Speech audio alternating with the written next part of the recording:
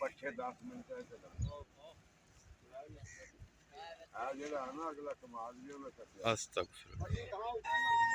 दरिया में जी बड़ा पानी आ गया है। इंडिया ने 1,75,000 क्यूसक दरिया रावी ते पानी छड़ दिता है। 3.5 लाख क्यूसक दरिया चनाब पानी इंडिया ने छड़ दिता है, जिंदी वजह नाल बहुत नुकसान दरिया रावी कर रहा है। ज़मीन का कटाव बड़ी तेज़ी नाल कर रहा है। तुसीं वेख रहे हैं बड़ी ज़्यादा तेज़ी नाल ज़मीन का कटाव कर रहा है। मक्की बीजी हुई, कुछ कमांद बीजे होया, सारा कटाव की वजह नाल दरिया में जा रहा है। उस तो इलावा जेड़े मेरे दोस्त मेरे भाई दरिया के किनारे थे कि दरिया रावी के नज़दीक बिल्कुल जी, रेंज बड़ी तेज है, रफ्तार पानी दी मेहरबानी करके बड़ा तेज बड़ा स्पीड ना पानी ते बड़ी जोर दी ढाल आई खला तुसीं वेख रहे हैं। तेज आ गया। मजीद होर रेले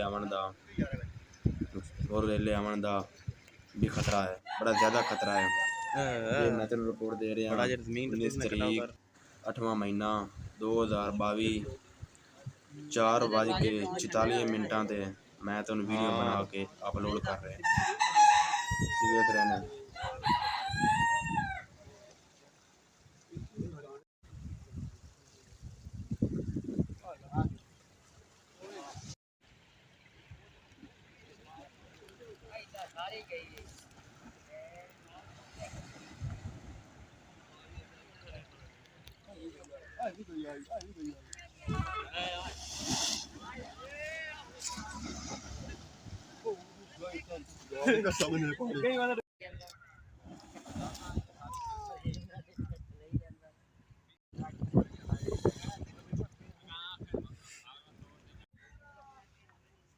तो मेरी गल नहीं मननी।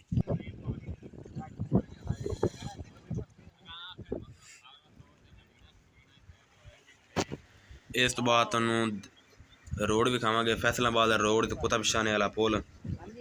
फैसलाबाद रोड नू जिथे पुराना शिराजा हुंदा कुछ नहीं आंदा पिया, उतो एक नवा रोड निकल आया है। फैसलाबाद रोड नू बड़ी ढाल आई हुई दरिया, बड़ी ज़्यादा ढाल, बड़ी खतरनाक ढाल, जिनकी वजह नाल रोड नू बहुत नुकसान हो रहा है, बहुत ज़्यादा नुकसान हो रहा है। उत्थे बड़ा ज़मीन तेज़ी नाल कटाव कर रहा है, पत्थर ला रहे हैं लेकिन नहीं पत्थर कामयाब हो रहे हैं। दरिया च पानी भी इतना है, स्पीड ही पानी की इतनी है कि पत्थर लाते हैं, पत्थर रुड़ जाते हैं। इन्नू है बलदा हम इसके तल्ले अलावा बचाई खला दो एक नुकर होम मशीनरी चल रही है। अल्लाह खैर करेगा, अल्लाह खैर करेगा। बड़ा नुकसान दरिया भी कर रहा है और इंदे च मजीद रेले आवन दा भी बड़ा खतरा है, बहुत ज़्यादा खतरा है। वेख रहे हैं ज़मीन का कटाव कितनी तेज़ी ना कर रहा है, बड़ी ज़्यादा तेज़ी ना कर रहा है, बहुत ज़्यादा। वेख रहे हैं कितनी बड़ी बड़ी खंबा देख रहे हैं।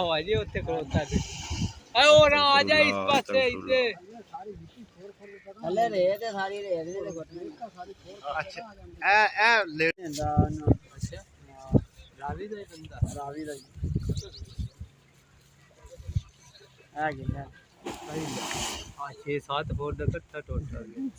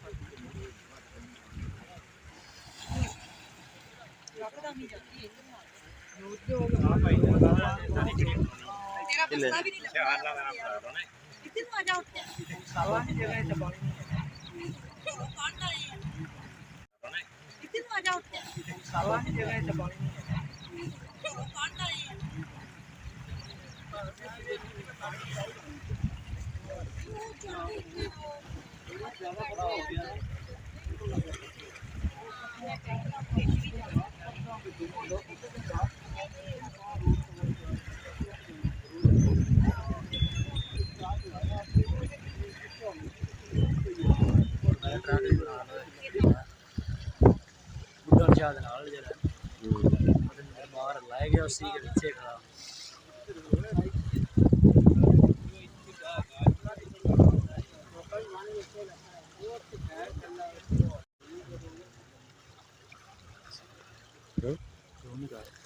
ज़्यादा जूम नहीं करना।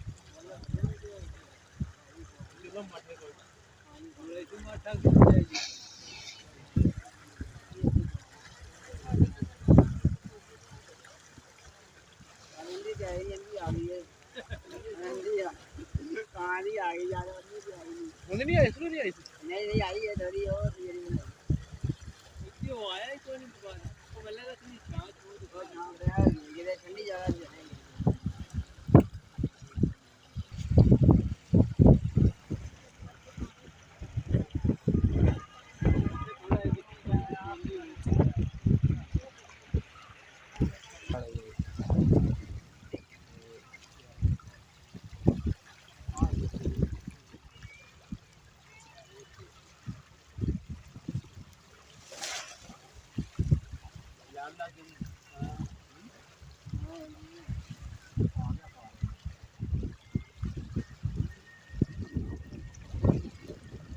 ये कर दो।